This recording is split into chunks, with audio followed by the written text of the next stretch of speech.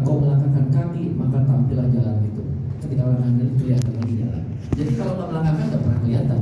Jadi apa yang diperlukan? Keberanian. Oke. Mana? Coklatnya mana tadi? Kita kasih lagi. Tadi Mas Ari ada coklat lagi. Ya. Ya, ini untuk keberaniannya. Ya.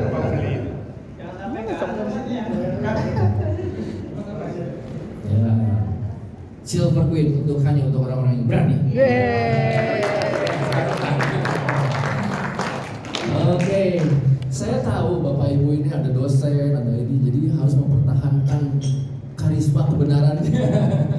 Ya. Tapi permainan tadi hanya untuk men-challenge sejauh mana kita keluar untuk keberanian mengambil risiko yang itu akan mungkin akan mengancam harga diri kita dalam hal mempertahankan kebenaran. Bukan maksudnya mempertahankan kebenaran, memperlihatkan bahwa kita benar. Ya. Jadi ternyata setelah kita berani keluar dari pelatihannya sama ini Master Tai Chi. Ini gambar ini adalah dari buku Tinker Toys. Permainan Setiap pagi berpikir. itu apa kemarin? Jadi permainan berpikirnya salah satunya menyatakan bahwa otak kita itu bekerja sesuai dengan keberanian kita. Ada yang namanya hukum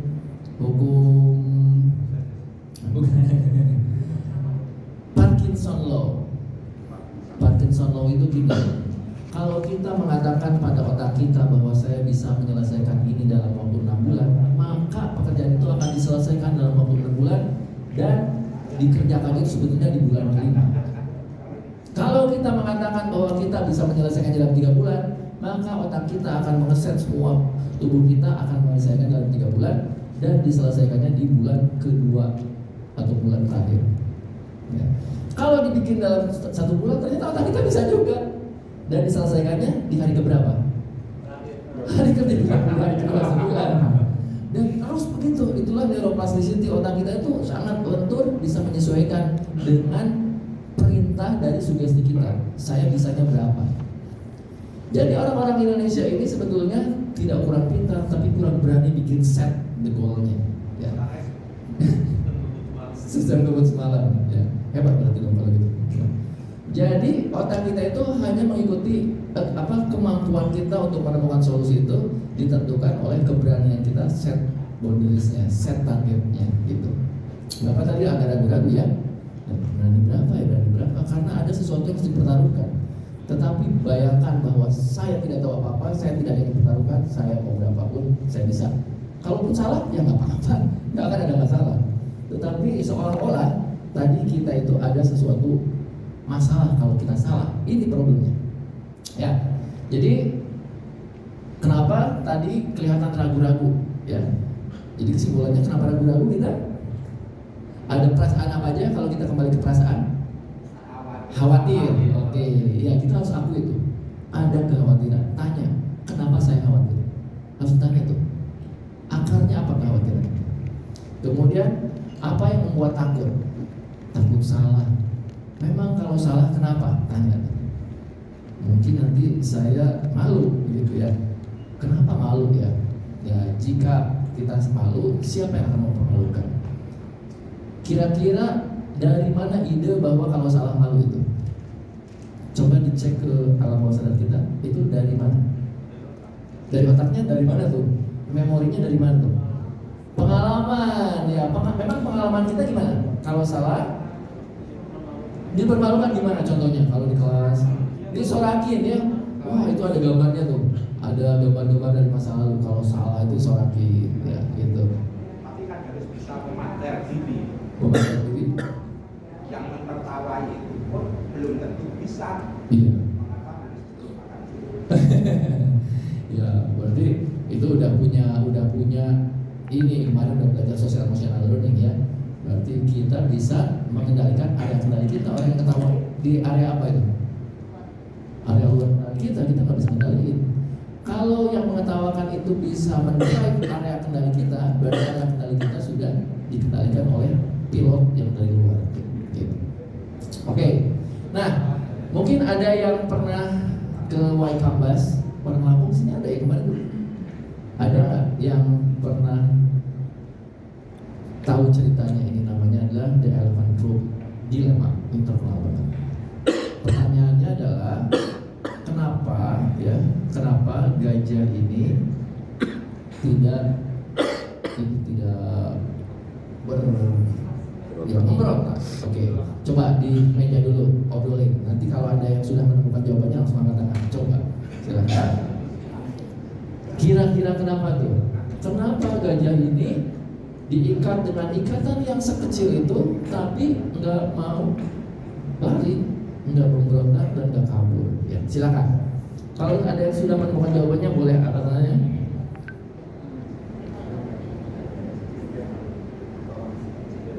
Sudah ada? Oke. Tidak mau bergerak karena dia sudah taat pada perintah pawangnya.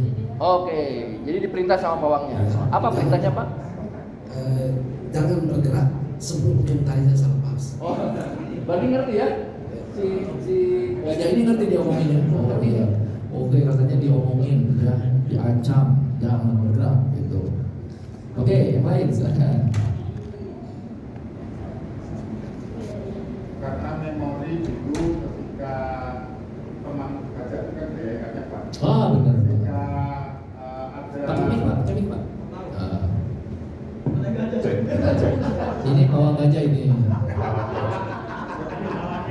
Kita harus dengar ya.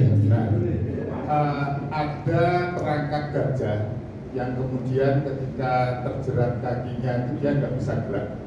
Dan itu diketahui oleh sekumpulan gajah. Jadi ketika dia ditali, kena tali walaupun kecil di kakinya, dia akan berpikir bahwa nanti nggak bisa apa-apa. Akhirnya dia pasrah. Itu terjadi. Jadi kejerat nggak sengaja gitu, Pak? Memang orang-orang ketika ini menangkap gajah dia pasang jerat. Oh. Nah, jeratnya itu memang hanya kena ke kakinya. Ketika masuk ke jerat itu, dia tidak bisa bergerak. Oke, nggak bisa bergerak ya, akhirnya dia tidak mau bergerak. Oke, ada yang lain dari meja yang lain? Ya. Mengapa gajah tidak memberontak? Kalau dalam struktur pikiran gajah itu bahwa tali itu adalah pembatas untuk dia tertib. Jadi dia memahami ketertiban ya, dan salah satu penandanya adalah tali. Karena udah mereka pada dalam struktur kognitinya ya gitu. Kalau dikasih itu berarti seperti itu. Oke. Kartu asnya di kaki. Ya, oke. Nah, saya punya teman, dia pernah ke Waikambas dan dia betul-betul menyaksikan. Jadi saya percaya bukan hanya dari cerita orang ya.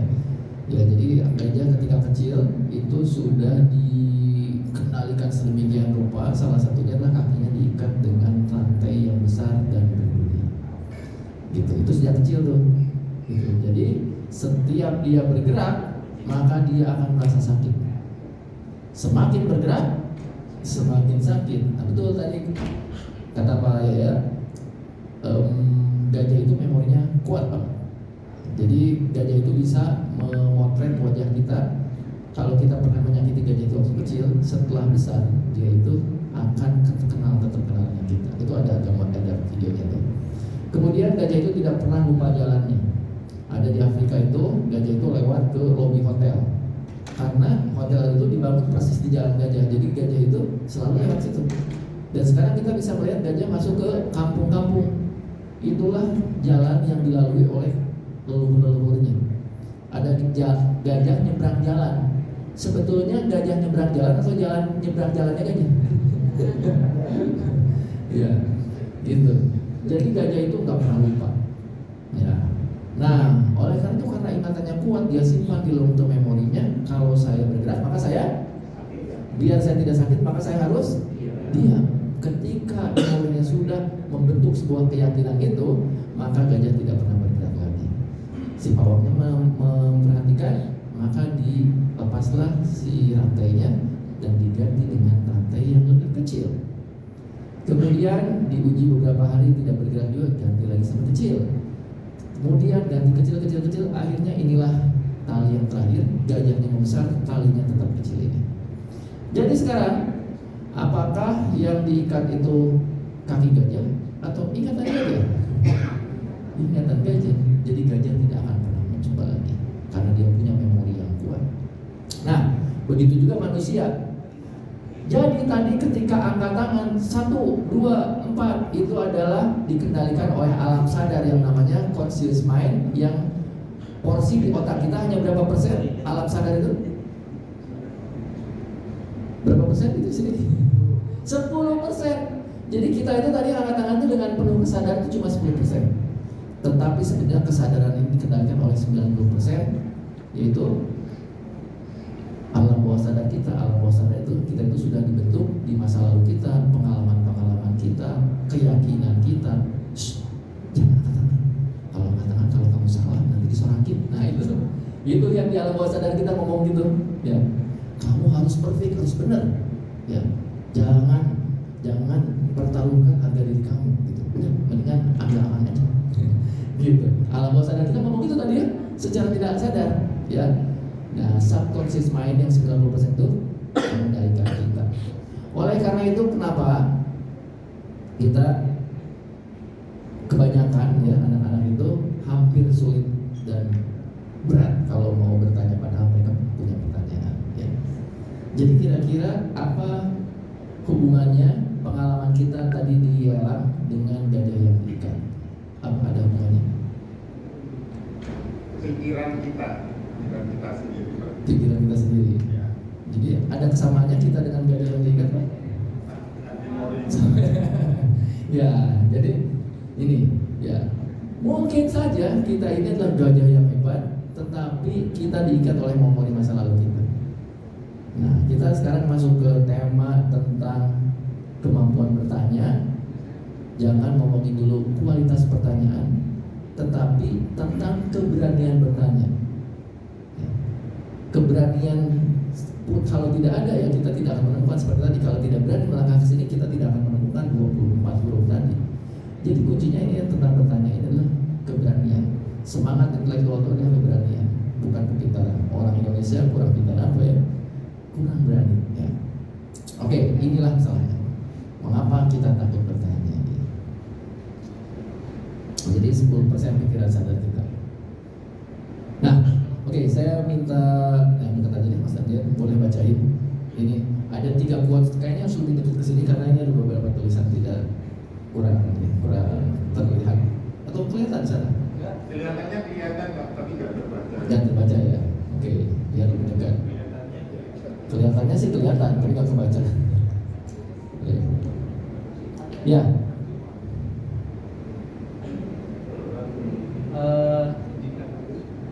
Bertanya kunci ilmu.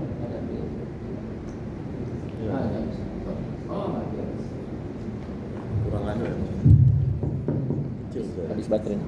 Cek. Bertanya kunci ilmu. Ali radhiyallahu anhu menuturkan Muhammad Rasulullah SAW bersabda, ilmu itu laksana lemari yang tertutup rapat dan kunci pembukanya adalah pertanyaan.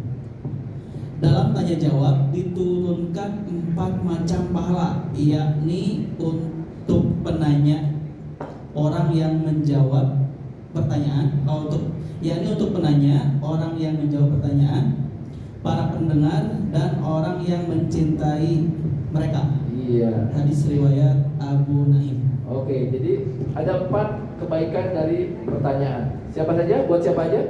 Penanya, yang ditanya, yang mendengarkan, yang mencintai. Nah, menarik ya. Yang mencintai orang yang bertanya aja itu dapat pahala, itu dapat kebaikan. Kadang-kadang kalau ada yang nanya itu, itu aja ditanyain. Nah, itu tidak mencintai orang yang bertanya. Pertanyaannya gitu aja ditanyain. Itu ada yang Ya, betul nggak? Padahal kalau ada yang nanya, wah keren kamu, keren banget kamu, berani bertanya, aku mah berani bertanya.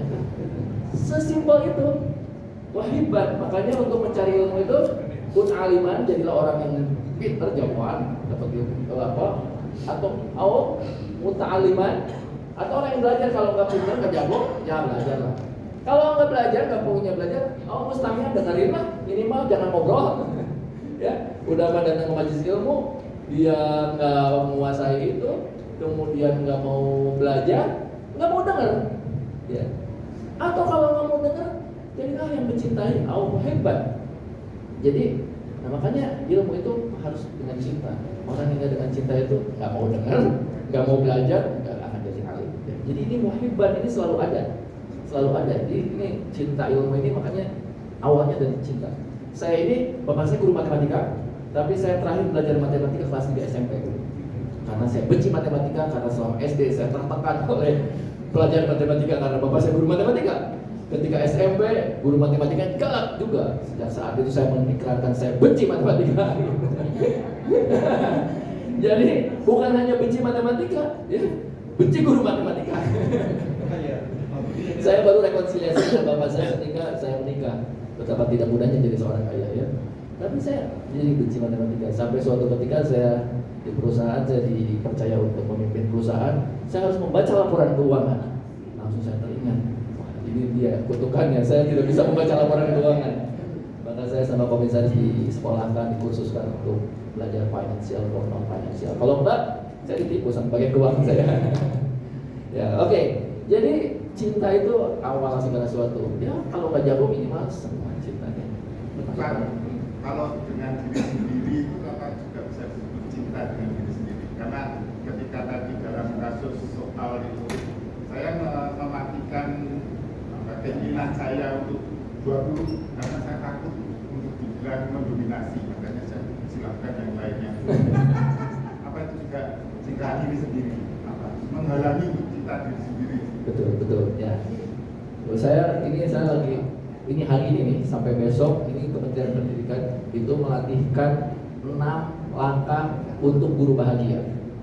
Salah satunya adalah self compassion. Ya, apa self compassion itu? Welas asih pada diri sendiri itu. Jadi ada orang yang tipenya itu self pity. Saya mah cuma segini, jadi mendiskon dirinya sendiri. Ada yang self criticism, selalu mengkritik dirinya sendiri. Kalau nggak sempurna dikritik. Nah, kalau self compassion itu adalah menerima diri, tetapi bukan apa adanya. Menerima diri apa yang Allah berikan, tetapi tidak puas dengan apa yang ada sehingga dia terus belajar. Itu self compassion.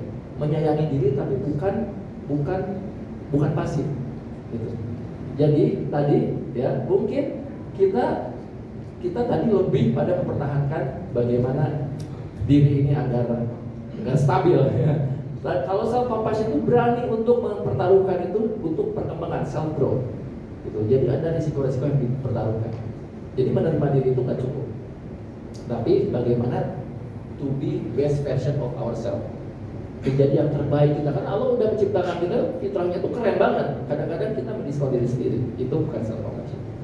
Gitu. Ya. Oh ya. Ya, terima kasih. Pada sini sangat baik sekali Pak pertanyaan Pak Imo. Dari tadi yang dibaca tadi saya melihat bahwa kalau dikira di dalam pembelajaran siswa di kelas itu kadang-kadang siswa itu malu bertanya, ada yang takut untuk menjawab pertanyaan guru dan sebagainya. Ya. Padahal itu adalah kesalahan dari guru membangun komunikasi dengan siswa. Ya. Gimana Kadang-kadang kalau siswa salah menjawab itu, guru langsung spontan, jawaban kamu salah. Sehingga membuat siswa itu merasa minder dan sebagainya, tidak lagi untuk menjawab pertanyaan. Ya. Kemudian bahkan juga bertanya juga demikian. Sehingga di KBC ini membangun mindset guru itu yang harus berubah. Ya. Bagaimana kalau di kelas itu, kalau kita berikan mata pelajaran atau ngajar itu, kalau pertama-tama kita sampaikan hadis dari yang tadi dibaca itu, sehingga siswa merasa terbangun motivasi bahwa saya bertanya salah pun tidak apa-apa kok, saya menjawab saya tidak apa-apa, begitu. Artinya membangun keberanian siswa. Di situ kaitkan dengan dalam KBC dengan PM itu, di situ berarti membangun kesadaran siswa, mindful, meaningful dan joyful itu harus terbangun di situ. Situ. Sehingga di dalam kita belajar beberapa hari ini, saya ingin supaya pembelajaran mendalam itu harus sudah muncul, yaitu pada prinsipnya itu harus berkesadaran, bermakna dan menggerakkan atau menyenangkan buat siswa. Itu harus terbangun. Ya. Seperti kemarin saya lihat Pak di kita lingkungan kemarin itu pada aspek wudu kemarin itu. Ya. Padahal itu membangun kesadaran siswa untuk sadar bahwa ternyata kita memboroskan air itu merugikan juga baik dari pihak sekolah. Nah kadang-kadang sampai di rumah pun anak praktekkan di lingkungan keluarga juga bisa. Seperti itu. Ketika wudu Anda bisa batasi orang tuanya ayah, kalau wudu harus menggunakan air secukupnya. Seperti itu. Itu harus pakai ukurannya. Berapa liter kita wudu. Dan satu keluarga kalau ada 5 orang wudu, kita menggunakan air berapa. Kalau kita wudu dengan boros misalnya, langsung tukar keran, langsung kita langsung wudu sesuka hati, tentu tagihan listrik akan naik seperti itu. PM pumpnya akan naik seperti itu. Begitu juga dengan listrik juga begitu. Itulah membawa kesadaran pada siswa untuk kesadaran bermakna dan mengibaratkan harus terbangun di situ. Iya, terima kasih. Terima kasih Pak. Betul, jadi saya nambah poinnya. Jadi mungkin anak-anak kita takut menjawab atau takut bertanya karena tadi sama dengan perasaan kita. Tidak ada jaminan keamanan. Tadi ketika Pak Huda kesini, saya kasih jaminan keamanan, ternyata benar ya. Apa yang perlu itu jaminan keamanan? Maka nanti silakan poster ini poster, silakan di print, tempel di kelas. Jadi hari pertama saya bikin pesantren, poster pertama saya bikin lain. Kelas ini adalah kelas yang aman, semua pertanyaan baik, tidak ada pertanyaan buruk. Semua pertanyaan bagus. Itu poster pertama yang saya bikin. Karena kita merasa ada ketidakamanan kita untuk melakukan itu, tidak ada jaminan keamanan. Ya, oke, Bapak, lanjutin lagi yang kedua ini. Posisi kebodohan itu ada di antara malu bertanya atau sombong tidak mau bertanya. Ya, ada dua nih. Jadi kebodohan itu di antara dua ekstrim. Iya. Yang satu malu bertanya karena takut apa? Takut dipermalukan. Yang satu sombong tidak mau bertanya. Masa orang itu aku lebih tahu gitu kan? Ya. Padahal kadang-kadang bertanya itu adalah sebuah ikram. Bayangin ya. Kalau ngisi acara, kemudian silakan ada yang bertanya, 5 menit itu krik gitu. Saya bertanya materi saya nggak jelas, nggak menarik atau gimana? Sampai ada yang bertanya, mengorbankan dirinya ya. Pertanyaannya nggak penting-penting banget nih, tapi saya lihat dia serius untuk menghargai berbicara. Gitu. Saya pernah datang ke sebuah festival buku terbesar di dunia di Edinburgh di Skotlandia bagian atas. Disitulah lahir seorang penulis terkenal, penulis buku Harry Potter. Siapakah dia? J.K. Rowling ya. Dia melahirkan Harry Potter di sana. Jadi di sana itu setiap tahun ada pameran terbesar. Itu saya waktu itu diundang oleh pemerintah Inggris. Nah, saya mengikuti banyak sekali eventnya, tapi ada satu tenda besar ya, stadion yang isinya 500 orang. Dan waktu itu yang jadi pembicara sesinya itu seorang nenek-nenek penulis novel buku anak. Dan yang hadir anak-anak kelas 3 sampai kelas 6 SD, bawa bukunya itu tebal, banyak sekali. Oh, jadi pas ngambil buku ini bawanya. Karena mereka mau apa coba? Minta tanda tangan ya. Dan si ibu itu meluncurkan buku barunya. Si ibu itu nenek-nenek, suaranya pelan, dom besar sekali. Anak-anak itu ada 500 anak, kelas 3 sampai kelas 6, bayangin 500 anak kelas itu. Kira-kira gimana suasananya? Riuh ya.